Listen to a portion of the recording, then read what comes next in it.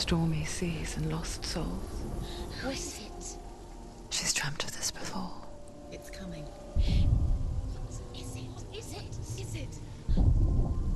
They say dreams are visions of our memories, thoughts and fears, as seen by our inner eye.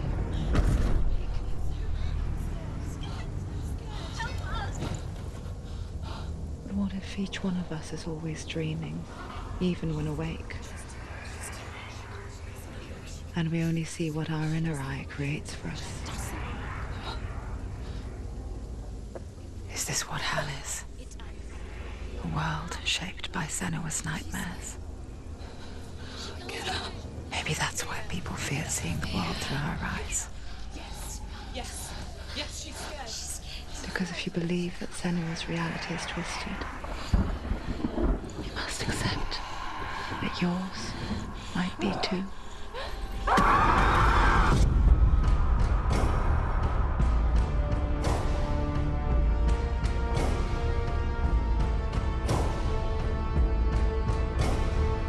Hellblade: Senua's Sacrifice is a video game about Senua, a Celtic warrior on a vision quest into Viking territory.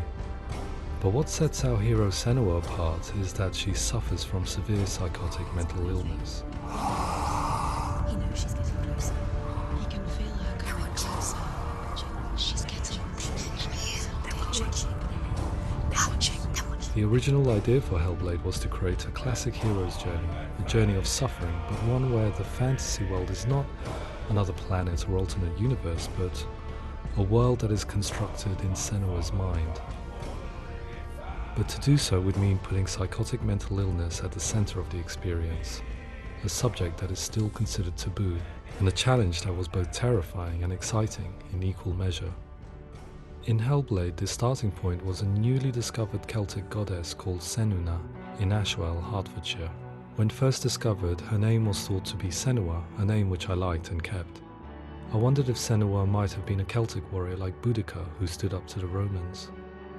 While the Romans had conquered all of Europe, there was a group of Celts up in the furthest reaches of the Roman Empire that could not be conquered, the Picts.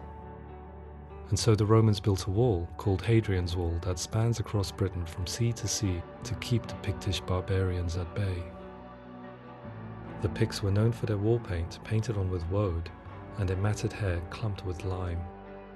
And so Senua would be a barbarian Pict in this image. What's your name? Senua. I haven't seen you before.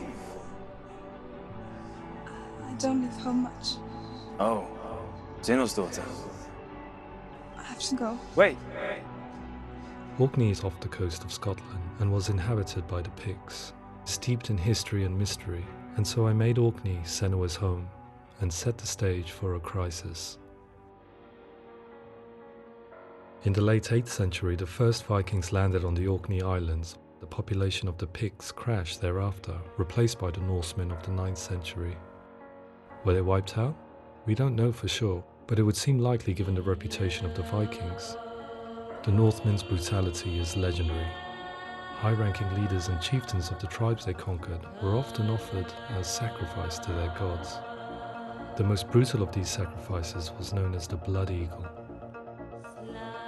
I imagine Senua as a young female warrior who returns home from exile to find her partner, Dillion, brutally sacrificed to a Norse god by these hellish warriors from a faraway land.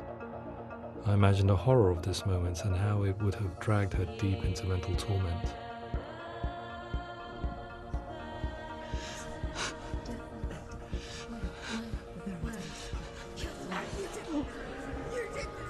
No!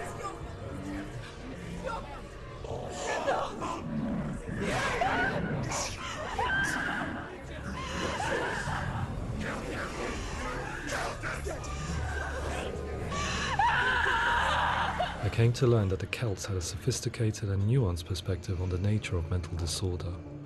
One term they used was Gelt. A Gelt is a man or woman who has been driven mad by a curse, battle trauma, or grief.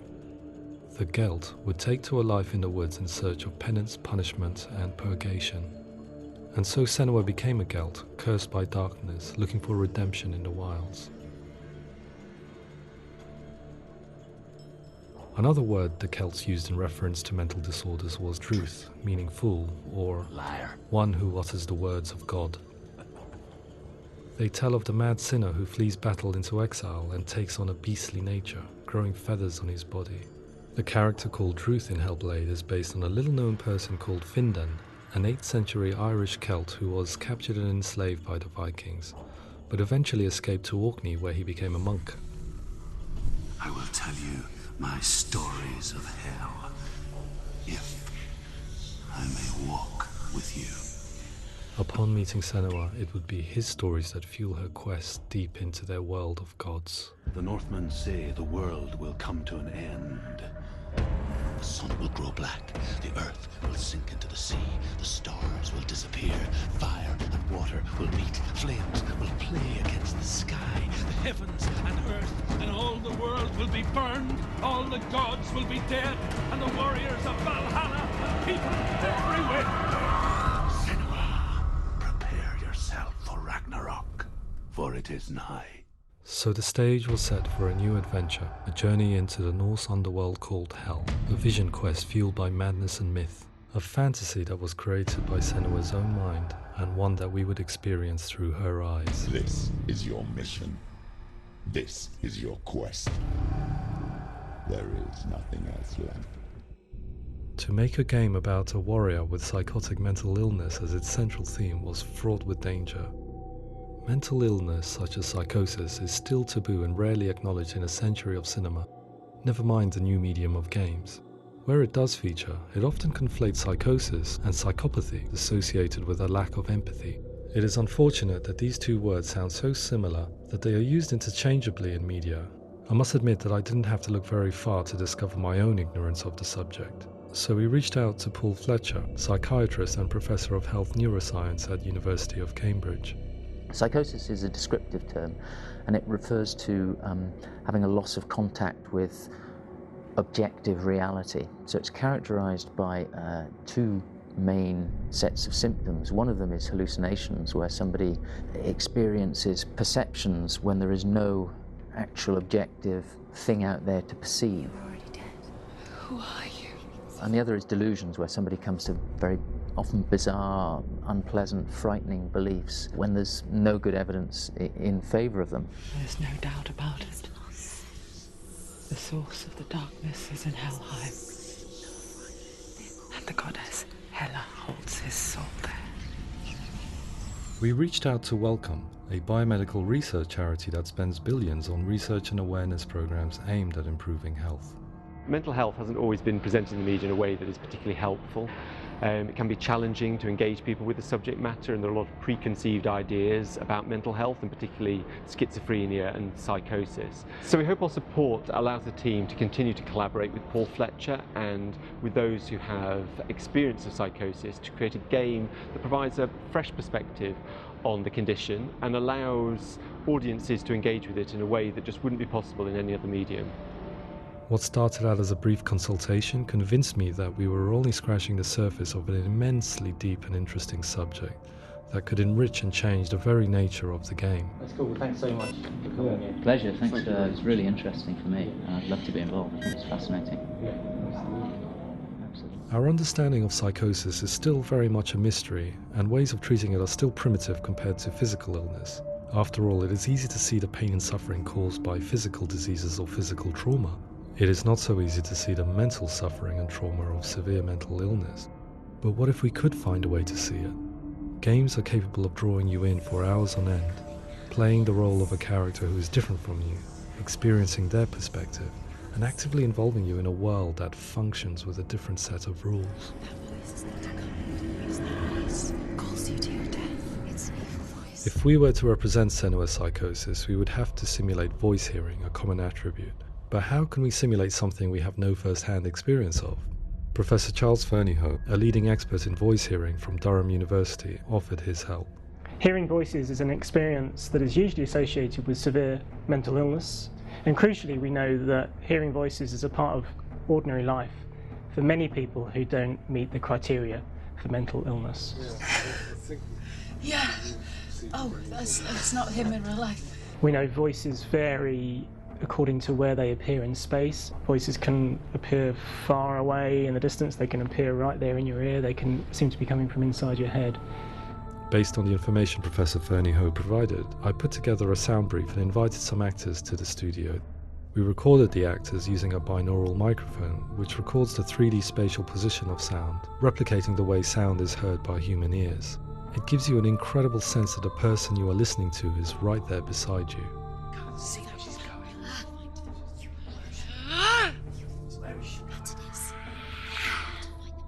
Rachel Waddingham from the Voice Collective came to our studio with 2 young voice hearers to speak to our team. We talked at length about their experiences and they listened to our tests, giving us feedback on how we could improve on it. Everyone hates her. She's cursed. It's very hard to represent what this experience is like, partly because it's such a personal, intense, emotional experience. It's testament to how Ninja Theory have been listening to what the researchers are saying, but also, crucially, listening to the experts by experience. What they've come up with is so compelling. It's by far the best representation I've heard of what these experiences are like.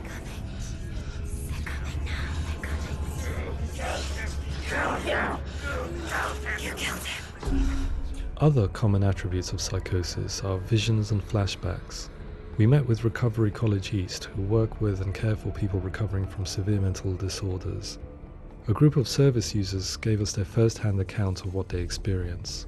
Sometimes when the visions or what we're seeing is too much, it becomes more difficult until eventually we perhaps don't see anything. The people we spoke to, the stories they told, were fascinating, harrowing and mind-boggling. The reality of what people experienced was vivid, far exceeding what I could possibly have imagined. We went away itching to represent some of these visions and flashbacks in the game. As we all know, my heart is so, love is so far away. Don't you know how I wanna feel deeper? I could never know how you grow, all these days are killing me. Now I see deep in me insanity that's unfolds. I just wanna feel deeper, deeper. I just wanna feel deeper, deeper.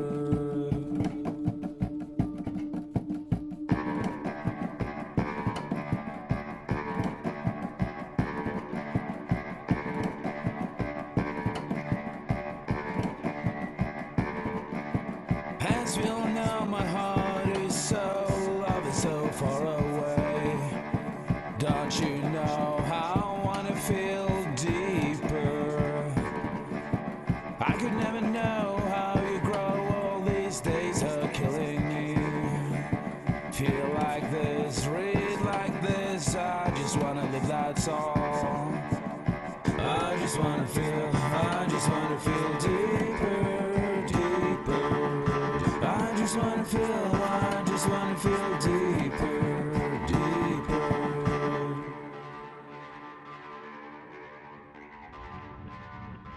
To refine our work, we continue to hold meetings with Recovery College East over the course of a year and a half, showing them what we had achieved so far and refining the in-game representations based on their feedback. With their help, flashbacks, visions and changes in perception were woven into the story and gameplay of Senua.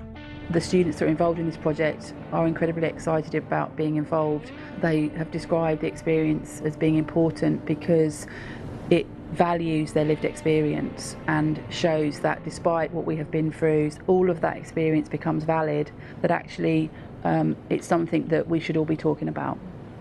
The experiences described range from beautiful to frightening beyond comprehension. I heard of a girl who has to live with an angry voice screaming at her, slamming on her doors and walls 24 hours a day. I met someone who would often see hanging corpses in a room, so real that she would sometimes try to rescue them.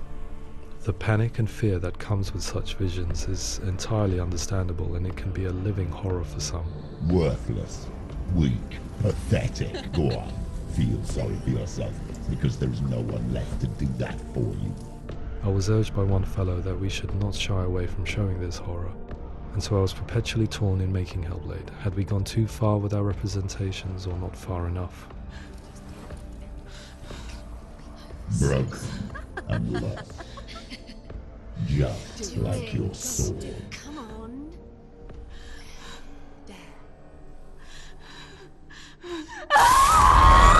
In some ways, voice hearing and visions were the low-hanging fruit, so to speak.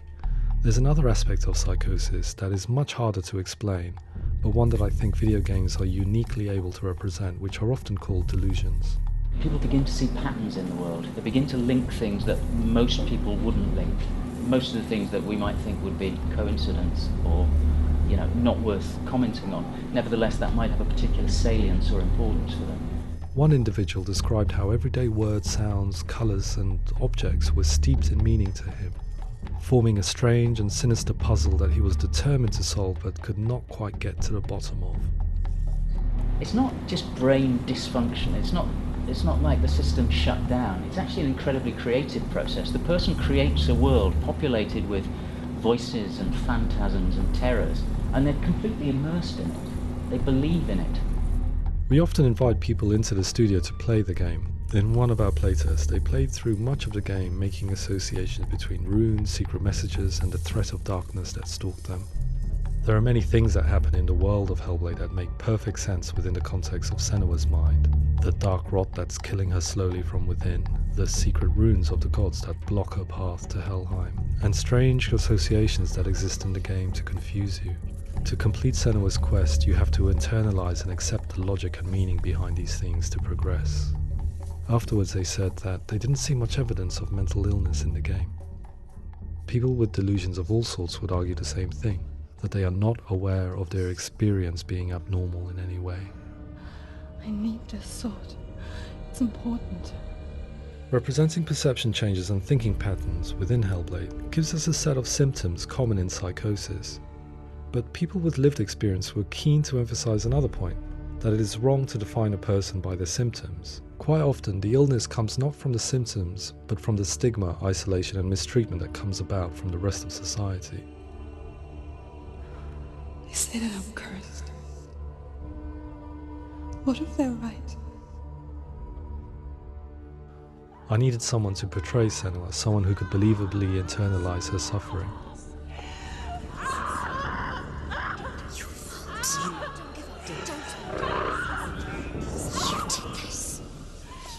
Melina Jurgens, our video editor, had been a stand-in for Senua over a few months while we perfected our motion capture techniques.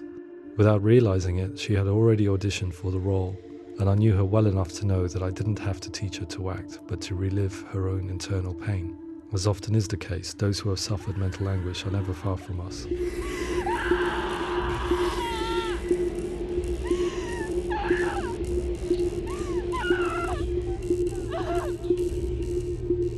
My hope is that by creating a compelling and aspirational character in Senua who feels very much real, albeit in a fantasy setting, we can provide a lens into her reality, a different one to yours, and this is where storytelling comes into play. I imagined her life based on common threads in real people's lives. She was always prone to psychosis as a child. Her mother Galina also heard voices and had visions, so perhaps there was a genetic aspect. Or perhaps it was cultural, as she lived within a world without science, of gods and superstition, as exemplified by her druid father Zimbal. Psychosis developed in her late teens to early 20s and was exacerbated by stigma and isolation at the hands of the clansmen and her father. This darkness. It's spreading. The trauma of seeing her lover Dillian sacrificed tips her over the edge, making her remodel her reality around a concept that connects everything: the darkness. So the question, is what Senua experiences real? Can only be answered by saying, yes, it is real. It is her reality. All of her suffering will have been for nothing. It's just a matter of time.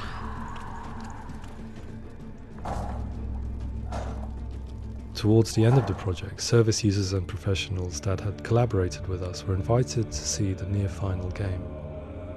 It was a chance to see if the game had reflected their views or if it had misrepresented them. For me, being involved in especially developing Senua's character has been really important, and being able to bring in my perspective and what I see and what I hear and having that built into the game has been a real privilege. It's gritty and it's meaty, and there are some tough subjects in there that are being tackled with honesty.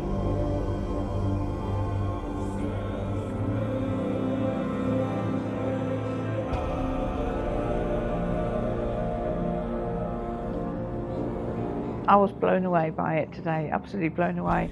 It was just fantastic to get the opportunity to use our lived experience in a very creative way. There's nothing tokenistic about the work we've put in. It feels like we've been listened to, things have been taken on board, and I think there was a lot of realism in the game itself, and it feels very authentic.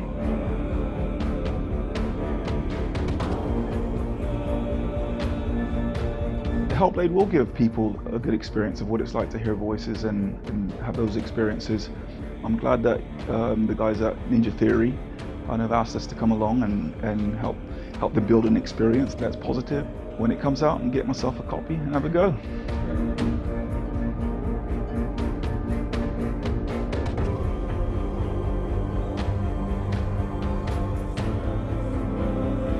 I think all the way through I was really inspired by how the conversations have translated into the game in a way that I think I didn't imagine was possible. So wonderful, really wonderful.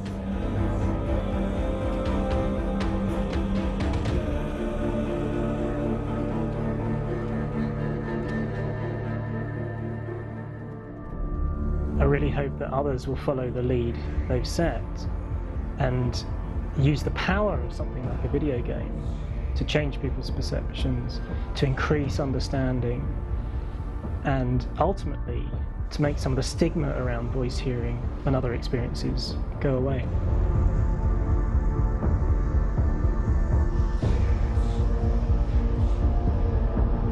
For me, it was really exciting to see something that I explore scientifically being represented so beautifully in a character who's trying to penetrate the mysteries of the environment in which they've been placed, with all of this strange uncertainty and noise and conflicting information that they're getting. I'm very excited by this way of trying to represent mental illness, because I think it actually might be offering us insights that we wouldn't get from pure scientific explorations, and actually giving us quite an empathic view of what it might be like.